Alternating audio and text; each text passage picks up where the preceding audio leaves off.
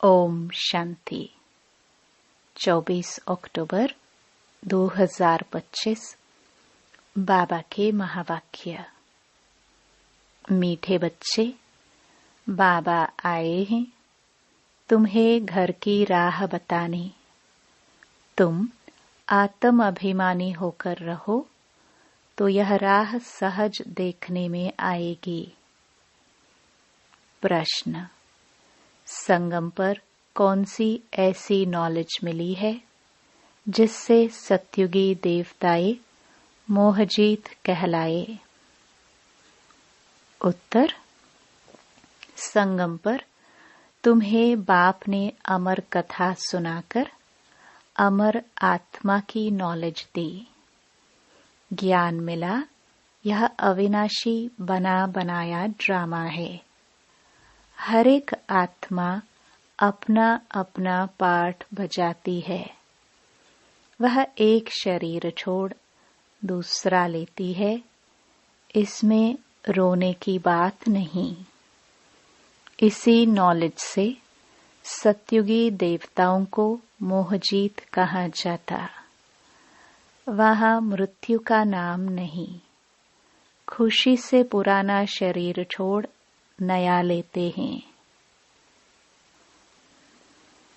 ओम शांति। मीठे मीठे रूहानी बच्चों प्रति रूहानी बाप कहते कि राह तो दिखलाता हूँ, परंतु पहले अपने को आत्मा निश्चय कर बैठो। देही अभिमानी होकर बैठो तो फिर तुमको राह बहुत सहज देखने में आएगी। भक्ति मार्ग में आधा कल्प ठोकरें खाई हैं। भक्ति मार्ग की अथाह सामग्री है। अब बाप ने समझाया है, बेहद का बाप एक ही है। बाप कहते हैं, तुमको रास्ता बता रहा हूँ। दुनिया को यह भी पता नहीं कौन सा रास्ता बताते हैं। मुक्ति जीवन मुक्ति, गति सदगति का। मुक्ति कहा जाता है शांति धाम को। आत्मा शरीर बिगर कुछ भी बोल नहीं सकती। कर्मेंद्रियों द्वारा ही आवाज होता है। मुख से आवाज होता है। मुख न हो तो आवाज कहाँ से आएगा? आत्मा को यह कर्मेंद्रिय मिली है कर्म करने के लिए। रावण राज्य में तुम विकर्म करते हो। यह विकर्म छी कर्म हो जाते हैं। सतयुग में रावण ही नहीं तो कर्म अकर्म हो जाते हैं। वहाँ 5 विकार होते नहीं। उसको कहा जाता है स्वर्ग। भारतवासी स्वर्गवासी थे, अब फिर कहेंगे नरकवासी। विषय वैतरणी नदी में गोता खाते रहते हैं। सब एक दो को दुख देते रहते हैं। अब कहते हैं, बाबा ऐसी जगह ले चलो जहाँ दुख का नाम ना हो। वह तो भारत जब स्वर्ग था तब दुख का नाम नहीं था। स्वर्ग से नरक में आए हैं, अब फिर स्वर्ग में जाना है। यह खेल है। बाप ही बच्चों को बैठ समझाते हैं। सच्चा सच्चा सत्संग यह है। तुम यहाँ सत बाप को याद करते हो, वही ऊंचते ऊंच भगवान है। वह है रचता, उनसे वर्षा मिलता है। बाप ही बच्चों को वर्षा देंगे। हद का बाप होते हुए भी फिर याद करते हैं, हे भगवान, हे परमपिता परमात्मा, रहम करो। भक्ति मार्ग में धक्के खाते खाते हैरान हो गए हैं। कहते हैं, हे बाबा, हमको सुख शांति का वर्षा दो। यह तो बाप ही दे सकते हैं, सो भी 21 जन्म के लिए हिसाब करना चाहिए। सतयुग में जब इनका राज्य था तो जरूर थोड़े मनुष्य होंगे। एक धर्म था, एक ही राजाई थी। उनको कहा जाता है स्वर्ग, सुखधाम। नई दुनिया को कहा जाता है सतो प्रधान, पुरानी को तमो प्रधान कहेंगे। हर एक चीज पहले सतो प्रधान, फिर सतो रजो तमो में आती है।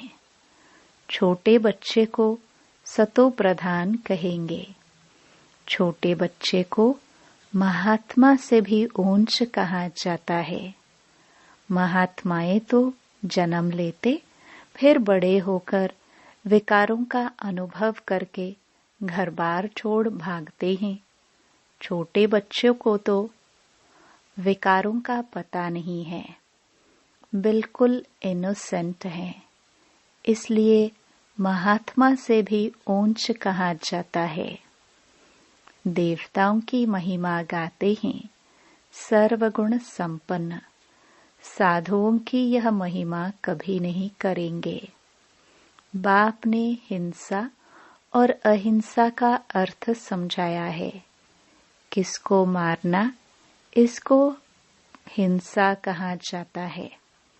सबसे बड़ी हिंसा है काम कटारी चलाना। देवताएं हिंसक नहीं होते, काम कटारी नहीं चलाते। बाप कहते हैं अब मैं आया हूँ तुमको मनुष्य से देवता बनाने। देवता होते हैं सतयुग में। यहाँ कोई भी अपने को देवता नहीं कह सकते। समझते हैं हम नीच पापी विकारी हैं, फिर अपने को देवता कैसे कहेंगे? इसलिए हिंदू धर्म कह दिया है। वास्तव में आदि सनातन देवी देवता धर्म था। हिंदू तो हिंदुस्तान से निकाला है, उन्होंने फिर हिंदू धर्म कह दिया है। तुम कहेंगे हम देवता धर्म के हैं, तो भी हिंदू में लगा देंगे। कहेंगे हमारे पास कॉलम ही हिंदू धर्म का है। पतित होने के कारण अपने को देवता कह नहीं सकते हैं। अभी तुम जानते हो हम पूज्य देवता थे, अब पुजारी बने हैं। पूजा भी पहले सिर्फ शिव की करते हैं, फिर व्यभिचारी पुजारी बने। बाप एक है, उनसे वर्षा मिलता है। बाकी तो अनेक प्रकार की देवियां आदि हैं, उनसे कोई वर्षा नहीं मिलता है। इस ब्रह्मा से भी तुमको वर्षा नहीं मिलता। एक है निराकार बाप, दूसरा है साकारी बाप। साकारी बाप होते हुए भी हे भगवान, हे परमपिता कहते रहते हैं। लौकिक बाप को ऐसे नहीं कहेंगे, तो वर्षा बाप से मिलता है। पति और पत्नी हाफ पार्टनर होते हैं, तो उनको आधा हिस्सा मिलना चाहिए। पहले आधा उनका निकाल, बाकी आधा बच्चों को देना चाहिए। परंतु आजकल तो बच्चों को ही सारा धन दे देते हैं। कोई कोई का मोह बहुत होता है। समझते हैं हमारे मरने बाद बच्चा ही हकदार रहेगा। आजकल के बच्चे तो बाप के चले जाने पर माँ को पूछते भी नहीं। कोई कोई मातृ स्नेही होते हैं, कोई फिर मातृद्रोही होते हैं। आजकल बहुत करके मातृद्रोही होते हैं। सब पैसे उड़ा देते हैं। धर्म के बच्चे भी कोई कोई ऐसे निकल पड़ते हैं जो बहुत तंग करते हैं। अब बच्चों ने गीत सुना। कहते हैं, बाबा हमको सुख का रास्ता बताओ, जहाँ चैन हो। रावण राज्य में तो सुख हो न सके। भक्ति मार्ग में तो इतना भी नहीं समझते कि शिव अलग है, शंकर अलग है। बस माथा टेकते रहो, शास्त्र पढ़ते रहो। अच्छा, इससे क्या मिलेगा? कुछ भी पता नहीं। सर्व के लिए शांति और सुख का दाता तो एक ही बाप है। सतयुग में सुख भी है तो शांति भी है। भारत में सुख शांति थी, अब नहीं है। इसलिए भक्ति करते दर दर धक्के खाते रहते हैं। अभी तुम जानते हो, शांति धाम सुख धाम में ले जाने वाला एक ही बाप है। बाबा हम सिर्फ आपको ही याद करेंगे, आपसे ही वर्षा लेंगे। बाप कहते हैं, देह सहित देह के सर्व संबंधों को भूल जाना है। एक बाप को याद करना है। आत्मा को यहाँ ही पवित्र बनना है। याद नहीं करेंगे तो फिर सजाएं खानी पड़ेंगी, पद भी भ्रष्ट हो जाएगा। इसलिए बाप कहते हैं, याद की मेहनत करो। आत्माओं को समझाते हैं। और कोई भी सत्संग आदि ऐसा नहीं होगा जहाँ ऐसे कहे, हे रूहानी बच्चों। यह है रूहानी ज्ञान, जो रूहानी बाप से ही बच्चों को मिलता है। रूह अर्थात निराकार। शिव भी निराकार है ना। तुम्हारी आत्मा भी बिंदी है, बहुत छोटी। उनको कोई देख न सके सिवाय दिव्य दृष्टि के। दिव्य दृष्टि बाप ही देते हैं। भगत बैठ हनुमान, गणेश आदि की पूजा करते हैं। अब उनका साक्षात्कार कैसे हो? बाप कहते हैं, दिव्य दृष्टि दाता तो मैं ही हूँ। जो बहुत भक्ति करते हैं तो फिर मैं ही उनको साक्षात्कार कराता हूँ। परंतु इससे फायदा कुछ भी नहीं, सिर्फ खुश हो जाते हैं। पाप तो फिर भी करते हैं, मिलता कुछ भी नहीं। पढ़ाई बिगर कुछ बन थोड़े सकेंगे। देवताएं सर्वगुण संपन्न है, तुम भी ऐसे बनो ना। बाकी तो वह है सब भक्ति मार्ग का साक्षात्कार। सचमुच श्री कृष्ण से झूलो, स्वर्ग में उनके साथ रहो। वह तो पढ़ाई पर है। जितना श्रीमत पर चलेंगे उतना ऊंच पद पाएंगे। श्रीमत भगवान की गाई हुई है, श्री कृष्ण की श्रीमत नहीं कहेंगे। परमपिता परमात्मा की श्रीमत से श्री कृष्ण की आत्मा ने यह पद पाया है।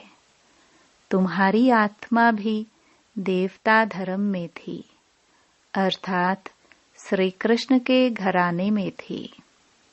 भारतवासियों को यह पता नहीं है कि राधे कृष्ण आपस में क्या लगते थे। दोनों ही अलग अलग राजाई के थे। फिर स्वयंवरवाद लक्ष्मी नारायण बनते हैं। ये सब बातें बाप ही आकर समझाते हैं। अब तुम पढ़ते ही हो स्वर्ग का प्रिंस प्रिंसेस बनने के लिए। प्रिंस प्रिंसेस का जब स्वयंवर होता है तब फिर नाम बदलता है। तो बाप बच्चों को ऐसा देवता बनाते हैं। अगर बाप की श्रीमत पर चलेंगे तो तुम हो मुख वंशावली, वह है खुख वंशावली। वह ब्राह्मण लोग हथियाला बांधते हैं काम चिता पर बिठाने का। अभी तुम सच्ची सच्ची ब्राह्मणियां काम चिता से उतार ज्ञान चिता पर बिठाने हथियाला बांधते हो, तो वह छोड़ना पड़े। यहाँ के बच्चे तो लड़ते झगड़ते पैसा भी सारा बर्बाद करते हैं। आजकल दुनिया में बहुत गंद है। सबसे गंदी बीमारी है बायोस्कोप। अच्छे बच्चे भी बायोस्कोप में जाने से खराब हो पड़ते हैं। इसलिए बीके को बायोस्कोप में जाना मना है। हाँ, जो मजबूत हैं उनको बाबा कहते हैं वहां भी तुम सर्विस करो, उनको समझाओ। यह तो है हद का बायोस्कोप। एक बेहद का बायोस्कोप भी है। बेहद के बायोस्कोप से ही फिर यह हद के झूठे बायोस्कोप निकले हैं। अभी तुम बच्चों को बाप ने समझाया है, मूल वतन जहाँ सभी आत्माएं रहती हैं, फिर बीच में है सूक्ष्म वतन। यह है साकार वतन। खेल सारा यहाँ चलता है। यह सृष्टि चक्र ही रहता है। तुम ब्राह्मण बच्चों को ही स्वदर्शन चक्रधारी बनना है, देवताओं को नहीं। परंतु ब्राह्मणों को यह अलंकार नहीं देते हैं क्योंकि पुरुषार्थी हैं। आज अच्छे चल रहे हैं, कल गिर पड़ते हैं, इसलिए देवताओं को दे देते हैं। श्री कृष्ण के लिए दिखाते हैं स्वदर्शन चक्र से अकासुर बकासुर आदि को मारा। अब उनको तो अहिंसा परमो धर्म कहा जाता है, फिर हिंसा कैसे करेंगे? ये सब है भक्ति मार्ग की सामग्री। जहाँ जाओ शिव का लिंग ही होगा। सिर्फ नाम कितने अलग अलग रख दिए हैं। मिट्टी की देवियां कितनी बनाते हैं, श्रृंगार करते हैं, हजारों रुपया खर्च करते हैं। उत्पत्ति की फिर पूजा करेंगे, पालना कर फिर जाए डुबोते हैं। कितना खर्चा करते हैं गुड़ियों की पूजा में, मिला तो कुछ भी नहीं। बाप समझाते हैं यह सब पैसे बर्बाद करने की भक्ति है। सीढ़ी उतरते ही आए हैं, बाप आते हैं तो सबकी चढ़ती कला होती है। सबको शांति धाम सुख धाम में ले जाते हैं। पैसे बर्बाद करने की बात नहीं। फिर भक्ति मार्ग में तुम पैसे बर्बाद करते करते इंसॉल्वेंट बन गए हो। सॉल्वेंट इंसॉल्वेंट बनने की कथा बाप बैठ समझाते हैं। तुम इन लक्ष्मी नारायण की डायनास्टी के थे ना। अब तुमको नर से नारायण बनने की शिक्षा बाप देते हैं। वो लोग तीजरी की कथा अमर कथा सुनाते हैं, है सब झूठ। तीजरी की कथा तो यह है जिससे आत्मा का ज्ञान का तीसरा नेत्र मिलता है। सारा चक्र बुद्धि में आ जाता है। तुमको ज्ञान का तीसरा नेत्र मिल रहा है। अमर कथा भी सुन रहे हो। अमर बाबा तुमको कथा सुना रहे हैं। अमरपुरी का मालिक बनाते हैं। वहां तुम कभी मृत्यु को नहीं पाते। यहाँ तो काल का मनुष्यों को कितना डर रहता है। वहाँ डरने की रोने की बात नहीं। खुशी से पुराना शरीर छोड़ नया ले लेते हैं। यहाँ कितना मनुष्य रोते हैं। वह है ही रोने की दुनिया। बाप कहते हैं यह तो बना बनाया ड्रामा है। हर एक अपना अपना पार्ट बजाते रहते हैं। यह देवताए मोहजीत है ना। यहाँ तो दुनिया में अनेक गुरु हैं जिनकी अनेक मतें मिलती हैं। हर एक की मत अपनी। एक संतोषी देवी भी है जिसकी पूजा होती है। अब संतोषी देवियां तो सतयुग में हो सकती हैं, यहाँ कैसे हो सकती? सतयुग में देवताएं सदैव संतुष्ट होते हैं। यहाँ तो कुछ न कुछ आश रहती है, वहाँ कोई आश नहीं होती। बाप सबको संतुष्ट कर देते हैं। तुम पदम पति बन जाते हो। कोई अप्राप्त वस्तु नहीं रहती जिसकी प्राप्ति की चिंता हो। वहाँ चिंता होती ही नहीं। बाप कहते हैं सर्व का सद्गति दाता तो मैं ही हूँ। तुम बच्चों को 21 जन्म के लिए खुशी ही खुशी देते हैं। ऐसे बाप को याद भी करना चाहिए। याद से ही तुम्हारे पाप भस्म होंगे और तुम सतो प्रधान बन जाएंगे। यह समझने की बातें हैं। जितना औरों को जास्ती समझाएंगे उतना प्रजा बनती जाएगी और ऊंच पद पाएंगे। यहाँ कोई साधु आदि की कथा नहीं है। भगवान बैठ इनके मुख द्वारा समझाते हैं। अभी तुम संतुष्ट देवी देवता बन रहे हो। अभी तुमको व्रत भी रखना चाहिए, सदैव पवित्र रहने का, क्योंकि पावन दुनिया में जाना है तो पतित नहीं बनना है। बाप ने यह व्रत सिखाया है। मनुष्यों ने फिर अनेक प्रकार के व्रत बनाए हैं।